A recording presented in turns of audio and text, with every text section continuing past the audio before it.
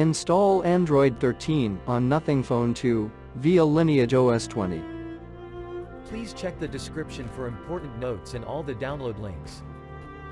First, download ROM and GApps packages, then transfer the downloaded files to the phone storage. Link is in the description below. Step 2. Boot your device into TWRP recovery. Once in TWRP, click on Wipe, Advanced Wipe, and select the check boxes, as shown in the image, excluding internal storage. Step 4. Swipe the button to wipe the device. Step 5.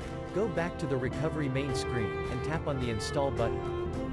Step 6. Navigate to the storage, and select the ROM zip file. Step 7.